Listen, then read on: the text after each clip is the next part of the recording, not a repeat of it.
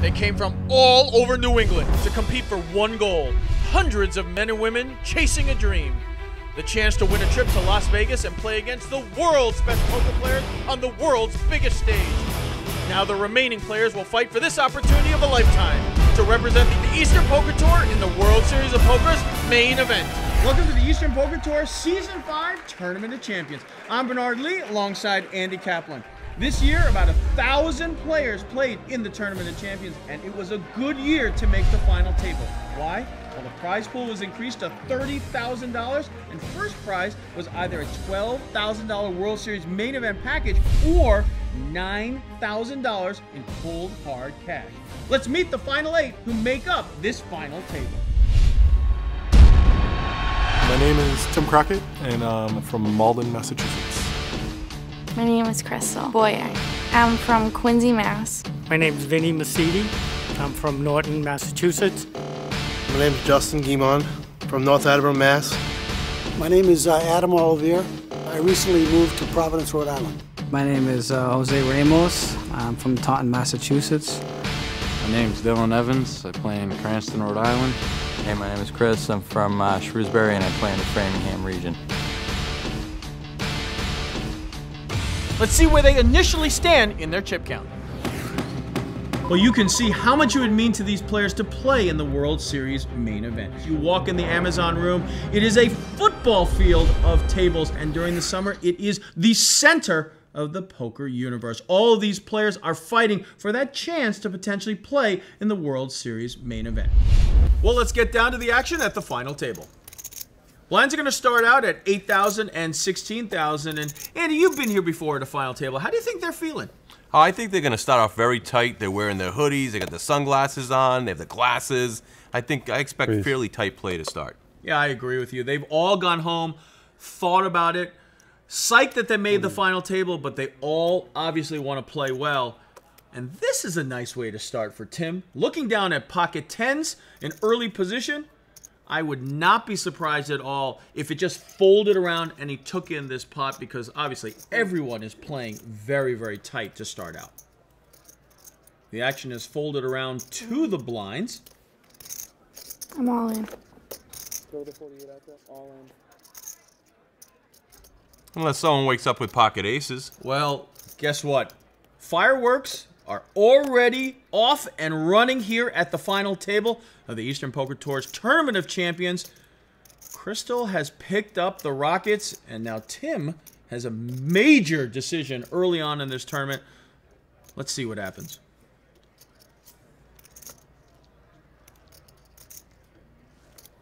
Tim is really thinking about this. Crystal looks nervous to me. Tim could call. Would be a huge double up for Crystal right out of the gate and make her the chip leader. I'll give you credit. Well, and it's an excellent laydown by Tim here to start out the final table. Crystal takes down a nice pot, but of course she could have doubled up with her pocket aces. Yeah, if I was Crystal, I would have made it like 110, 120 to give Tim the opportunity to shove over the top of my raise to get all my chips in the middle. Yeah, I agree with you. At the very least, Tim probably would have called and seen a flop, but unfortunately it didn't happen. But Crystal did take a nice sized pot down, and it's a nice start to the final table for her. The action is now folded around to Adam, who is the elder statesman at our final table. And he's going to limp here with king-queen offsuit. I'm not a big fan of limping in late position like that. You need to raise there so you don't invite the small and the big blind into the hand.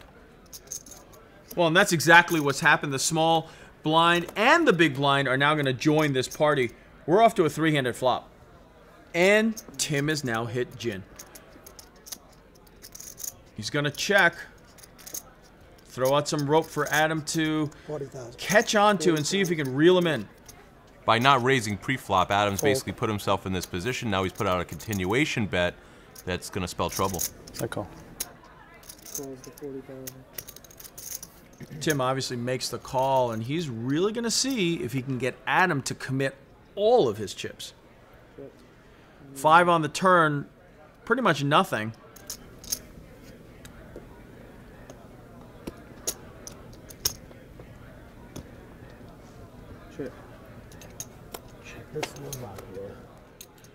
Well, this king, Tim caught him. 70. A nice value bet on the river by Tim. He's probably going to get a call from Adam here now that they caught his king. And Adam's not going to be happy. Well, Tim's going to take down a nice pot. He's going to make up for those chips that he lost to Crystal previously, and unfortunately, Adam is going to take a hit at this final table. Nice hand. Blinds have been increased to 10,000 and 20,000, and Vinny from Norton, Massachusetts has the button. Raise. It's been folded around to him. He's going to raise with ace-9 offsuit. I like that 72 bet. It was a good year for me. What was good about it? Yeah, Watergate. Actually, you know, gas was 55 cents. I'm all in. The #1 show was All in the Family. That's good. Well, Christos is going to take his entire family and bring them into the party. He's going to shove all in for 165,000 with his pocket kings. Vinny committed himself with the huge raise. Now he's going to have to call here for another 90 total after that. 90,000. Christos has a great chance to double up. Oh. But poker is never easy. Vinny has flopped the nut flush draw. Christos is going to have to fade 2 cards. And he does. Christos has a nice double up, and he's gotten right back into this event. And Vinny is now one of the shorter stacks at this final table. When we return, we'll see how these 8 players continue their journey to the winner's circle here on the Eastern Poker Tour Season 5 Tournament of Champions. Visit EasternPokerTour.com to see how you can be at the next final table. Go home with and playing the same game they are. That'd be amazing. Oh my god, it would be an out-of-body experience to walk into the World Series of Poker and just to be like the first woman to win this would be a big title in itself. You know, it's almost as good as the $9,000 to me. And then like I'd probably be the youngest woman. Like there are a lot of titles to take in that area. Might be like walking into Fenway Park for the first time. It is definitely an experience to go into the world's greatest poker event, and it's definitely be a test. Anything can happen. If I went to the main event, that'd be crazy. I'd be excited walking into the room at the World Series, definitely. Maybe one day it'll happen. There's a lot of people to beat to win the money. Over 5,000, like, it's just crazy. It would be phenomenal to play in the World Series. It is definitely a goal. Blinds are still at 10 and 20,000. The button is on Tim with the big blind on Justin. 70,000 the table. 70,000. My man Dylan from Cranston, Rhode Island, my hometown, raises it up to 70K. Oh, after your hand? Yeah, All right. Oh, Crystal's woken up with pocket 10s. Calls a 70. And slams down a call. 60,000. Fold. And we are now off on the classic race. So I'm tapped into Dylan's headset, and I'm basically told him to check there. Crystal looks like she's lining up chips. Yeah, but I told Dylan what to do. I told him, so he knows. He knows. He checks there, and then he folds. It's Cranston. How much do you have left? Your channels better be aligned with Dylan here. It's a delayed feed. 169. Crystal has 169 behind. I think Dylan's realizing that there's no way she's folding this hand. She has committed over half her stack. I'll let you take it. Atta boy. Cranston! Nice hand. Crystal takes down another nice pot, and I do believe we might have a new chip leader. Adam is on the button. Vinny is in the big blind. The action is folded around to Dylan, and he is going to call with Queen-Jack offsuit. Looks like he has a little Adamitis by not raising here. He's inviting the blinds into the hand. Well, Crystal's going to gladly join the party here with pocket 3s. Check it. Check it. Dates. Stat. Yeah. A 10-9-7 flop really only hits Vinny, but Dylan now has an open-ended straight draw. You can put the Pats game on at 4. Yeah. Is it 4? Oh, it's done at 3:30. And he checks there, a little surprising. Very surprising. I mean, he needs to bet there. I mean, what is he looking for? Is it time to party? Well, now 3 hearts and pairs the 10. And Crystal's going to come out betting here. Least opportunity to win the hand, but I actually like the bet. See if anyone else has any piece of this. Unfortunately for her, Vinny does have second pair with the 9 and going to make the call. Yeah, you could definitely. And now Vinny has picked up a full house. All in. All in. I mean, I fold. Well, Then Crystal I- folds. Vinny is going to take down a nice pot here. Raise. Christos 85. has picked up pocket kings again. This time under the gun. Makes it a huge raise, 85,000. Remember, the blinds are just 10,000 and 20,000. That is an over 4 times raise from under the gun. Yeah, I don't know really what he's trying to represent here. Is he just wants to take the blinds down?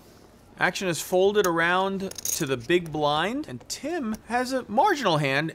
I think based on Christos' raise, Tim might be thinking he has 2 overs here, and Christos' raise was something like 6s or 7s. Might be the case, and you might be right. Tim makes the call. I'll check in the dark. Tim checks in the dark, and a flop of Jack 10-6. All in. Well, Christos shoves all in for almost 300,000. In all honesty, a little surprising. If Tim did have him on a small pair, he could possibly call with middle pair here.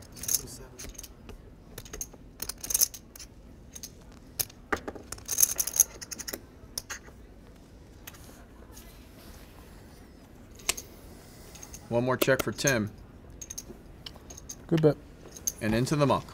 I'll give you $1. Guessing he's got 10s as well. I'm really unsure about that all-in raise. I think he potentially could have gotten more chips out of Tim if he just made a standard continuation bet, maybe another 90,000 or so. But I think a lot of people are afraid of kings. They're afraid of hitting that ace. It's scared poker. Maybe take the hoodie off, the glasses, the hat. Maybe just loosen up a little bit. Sorry, I can't count. You know for sure. Exactly. Vinny has the button, and Christos, who just took down that hand, has the big blind. I'm all in. Adam's all in. And Adam, who is the short stack, has now just pushed all in with okay? king, queen offsuit. He should have raised before with this hand, but now he really has no choice, and he has shoved all in. I like the shove here. I don't think Adam has really any other choice but to move all in with this hand. Tim folds. I call. Christos snap calls, flips over jacks. Oh my god. Someone's running out. You need a king or a jack. Adam lives in Providence, Rhode Island. He's retired. We'll see how he makes out here. His favorite poker player is Bernard Lee. I've never heard of him. Who's But that? No, I really don't want to set. Or a spade. Please be good Google dealer. Bernard Lee. See what you come up with. Christos has to fade a king or a queen here, and he does. Wish you guys luck. Adam has been eliminated in 8th place, and this allows everyone to move up the money ladder. Nice playing, sir. Christos is now the chip leader. He is riding his momentum, winning the last 2 hands. Let's see if he can continue that when we return here to the Eastern Poker Tour's Tournament of Champions. Right, but it goes up there. So Visit EasternPokerTour.com to see how you can be at the next final table.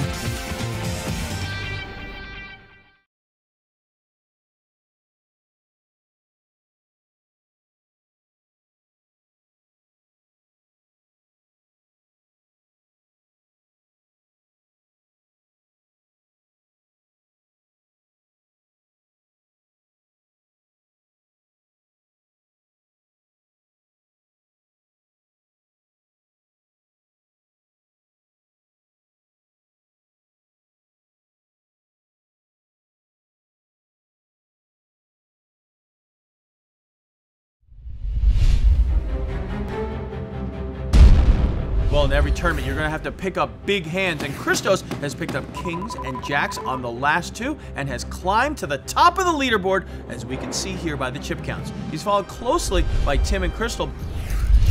There was a hand I folded and a hand I doubled up on. The hand I folded, I got to the point where I either needed to go all in or to fold it, and I had pocket jacks. The girl ended up flipping over pocket kings. The hand I doubled up on was pocket aces, and he had ace jack, and he called me.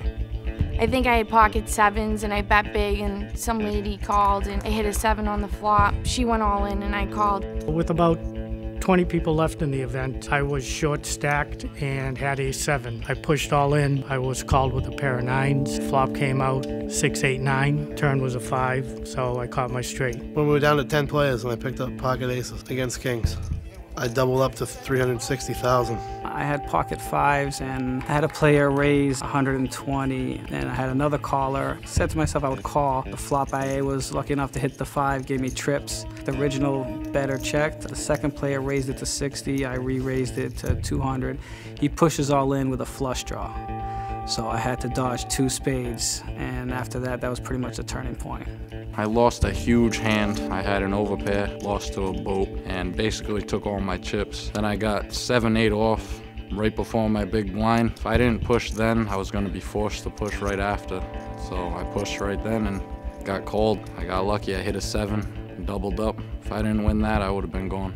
I had ace 10 suited and flop came out all hearts. And the big stack actually, he went all in. And I looked down, I had it, and I went right in for about 300,000 right behind him, and he paid me off. Well, after watching that, Andy, I think there's going to be a really interesting final table dynamic. I agree with you, Bernard. The lack of experience, I think, is going to be a big factor here. Nobody has WPT experience. Nobody has WSOP experience. And I think they're all going to be very nervous coming in. They're going to be on camera. They're going to want to be relaxed. And I think the person that can slow it down and be most relaxed is going to come out on top at the final table. The button is on Justin, and the big blind is over on Dylan. You didn't wait long enough. Tell me after. Blinds are now going to battle once again as it is folded around to them. Jose looks down at King Queen offsuit and has decided to raise to 50,000. I'm guessing ace king, but tell me after. All right, Dylan, this is your conscience from Cranston speaking. I want you to call here.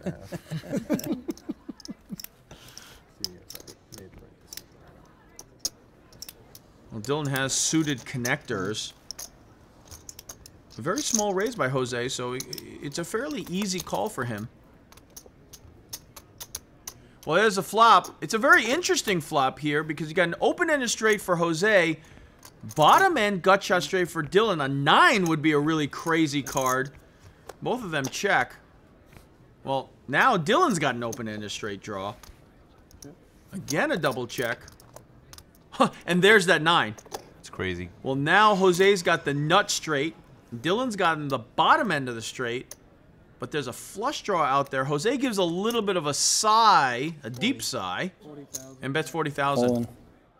The no all in. Dylan, take it back. Take your chips back. I don't think you got the message down to him fast enough. He has pushed all in and really put Jose to the test. Let's see what's going to happen.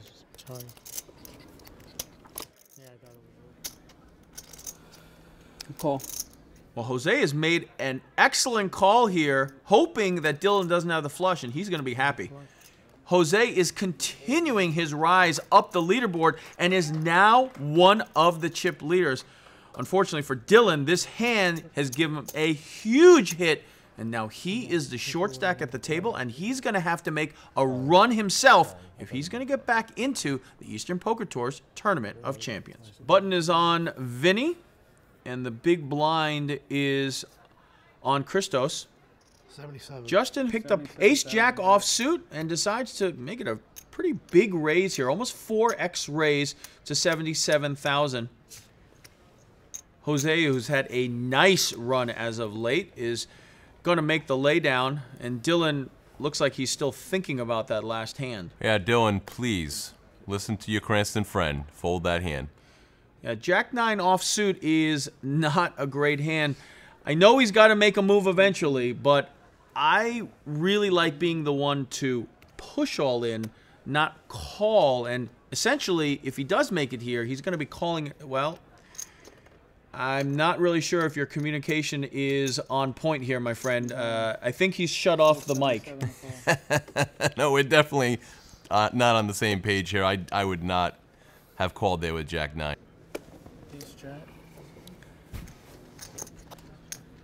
Right now, Dylan's tournament life is on the line and in jeopardy of being eliminated in 7th place.